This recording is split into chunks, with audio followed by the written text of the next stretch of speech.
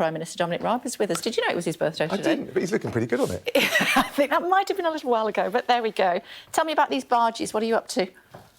Well, look, we know that housing the illegal migrants that arrive here in hotels, £6 million a day, is a huge cost. Of course, it just encourages the business model of the criminal gangs to send more and more on this perilous journey, so we've got to deal with it. I think it's very frustrating for your viewers and for the public. We're going to look at the whole range of options, cheaper, lower-cost accommodation. Like we'll look at barges. It's been done elsewhere in Europe. It's been done in Scotland. We'll look at ex-military barracks, and the Immigration Minister is going to set out the detail in front of the House of Commons today. So he'll tell us that there are barges later on today? Well, he's going to tell you the whole range of options and what we're doing, but nothing's off the table. We must end, if you like, this perverse incentive through the hotels and more generally with the hospitality that, in a broader sense, this country gives, encouraging the wrong people, which is the criminal gangs and legal migrants, to make this very dangerous journey. It's not right. Why do you think the barges would be a deterrent? Well, I think the hotels are the incentive, and we've got to get off the £6 million a day tax bill for these hotels. Barges would be one possible option, along with ex-military barracks. They'd be really unpleasant to live in? No, we've just got £6 million a day being housed in hotels.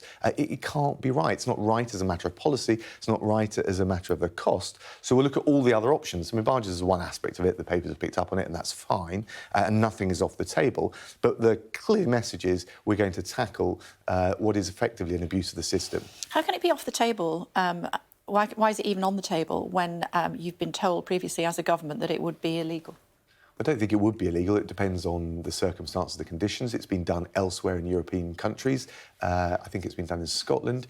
So we'll get that policy right. But what we're clear on is the basic idea that you can get on an illegal boat run by some gangster on a transnational basis, get into this country and then be housed in a hotel at the total cost of £6 million a day. That is going to end. Disused airfields, absolutely not, say local MPs, including the Foreign Secretary. How did that conversation go?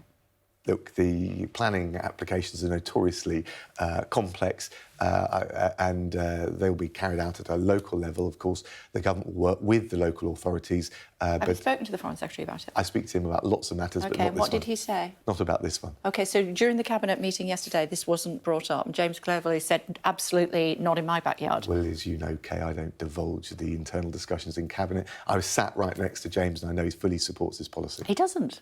He doesn't. He literally does not want it to happen in his backyard. Well, you can speak to James about his views. I sat next to him and I know the whole Cabinet is supportive of ending this practice of a perverse incentive which encourages the gangsters, encourages You're going to say the £6 million a day line, aren't you, again? And that I nearly forgot. That is coming, yeah, that is coming from the foreign aid budget. So that money would be spent anyway. You're actually using a third of the foreign aid budget when you shouldn't actually be doing that. Well, this is you're just strengthening the case for ending this perverse practice. That money should be going on helping the most vulnerable, whether it's from humanitarian disasters or poverty alleviation. It shouldn't go on expensive hotels to house illegal migrants. You shouldn't be doing that. Absolutely. So we need to find the alternative. You're right, it needs to be done in a humane way. And that's what the Immigration Minister is going to be setting out to Parliament today. OK, we were hearing from Sir Ed Davey, who was sat there a short while ago, and he said what you need to do is employ more people to process these people. We're doing all of that. I mean, it's classic Lib Dem flip-flopping, can't really grapple with any serious issue. Reality is they block all of our attempts to deal with illegal migration. And the point I would make is that it's not a humane or humanitarian thing to do because you're encouraging the model that gets more people making this perilous, dangerous, miserable journey and puts lives at risk. Yeah, I know, but how many people have you actually employed in addition to the ones that are already working at the Home Office to start processing these? Oh, there's a massive increase in caseworkers. I don't know the numbers, but what I can tell you, for example, on the Nationality and Borders Act that we put in place, and everyone said, well, what's it going to deliver? 160 have been convicted. The combined sentences are over 100 years. So that was one measure we're taking. We've got the illegal migration bill coming through. That passed with a whacking great majority through the House of Commons at second reading. Blocked by Labour, of course, opposed by Labour. We're going to see it through anyway. And the next step is what the Immigration Minister is going to say today about ending this abuse of hotels, which just encourages these dangerous journeys. Yeah, but the Home Secretary sat here and said that she would start to increase numbers. I'm asking you, since, I don't know, 6 weeks ago when she was sat there, how many more people have you employed? Well, I don't know in terms of the caseworkers, but I can tell you is that we're hiring something like 150 more judges. So when those cases get to the Immigration Asylum Chamber, we've got greater capacity to see it through. And I know, because I've talked with the Home Secretary, that they're making sure they've got the caseworkers, and we're doing it in one joined-up way so we can get through those decisions more quickly, more decisively, and end this practice in a fair, humane, but very clear way. Yeah, I mean, I'm just looking at my notes. The government warned by their lawyers, your own actual lawyers, that putting migrants on ships would be illegal, and that was back in October.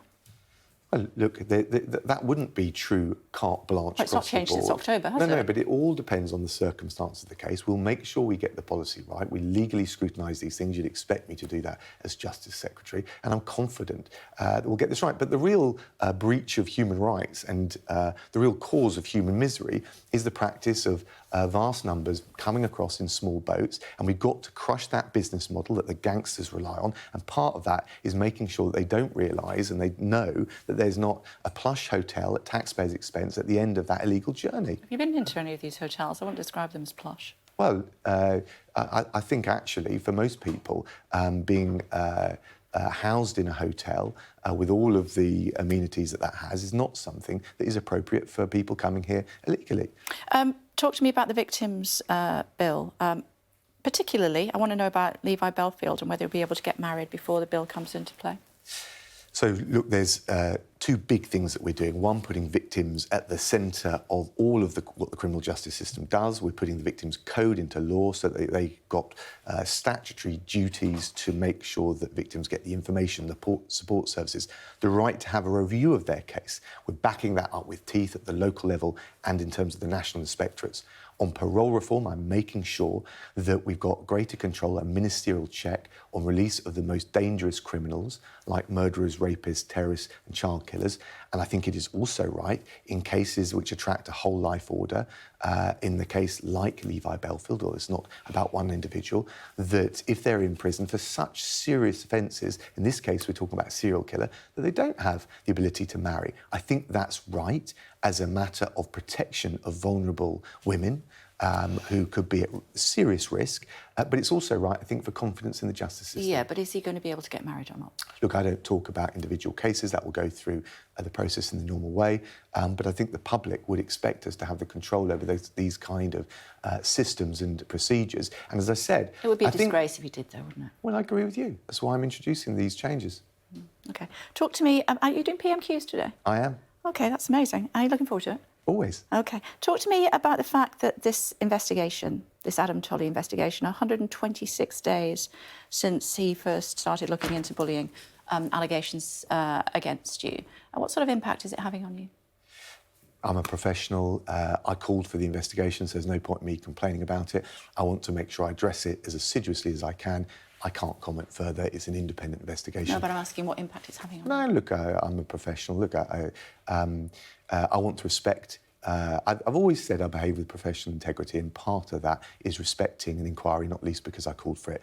And it will conclude when it concludes. That's not within my control. That's not my question. My question is, how is it impacting on you? Look, anyone accused of things that you feel very passionately and heart and soul are wrong, you will feel aggrieved, but I'm professional.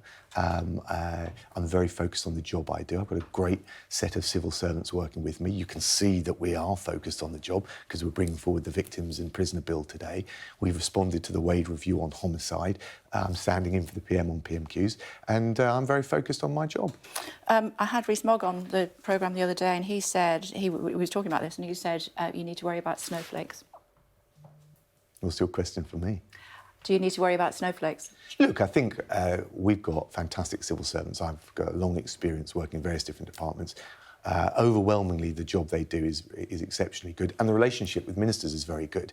I do think that having professional standards, having high standards, being demanding, being rigorous, is exactly what's required when it comes to standing up for victims, when it comes to standing up for public protection, which is what this legislation we're doing is going to do. And look, you need to be direct, you need to be forthright. That's not bullying. And I think it can be done in a way which is respectful. And the critical thing here, of course, people think back to Yes Minister and this sort of binary adversarial relationship. Actually, and I can say this as a former Foreign Office lawyer, I was there for 6 years, what we do best is get the best out of the sum of our parts as civil servants, as ministers. Civil servants give candid advice, ministers give the challenge, but frankly the direction and the assertiveness that's required. That's how you get things done. That's what we're showing with our Victims and Prisoner Bill today. OK, I know you've got lots to do, given that you've got Prime Minister's questions, so I better let you go. It's good to talk to you as always.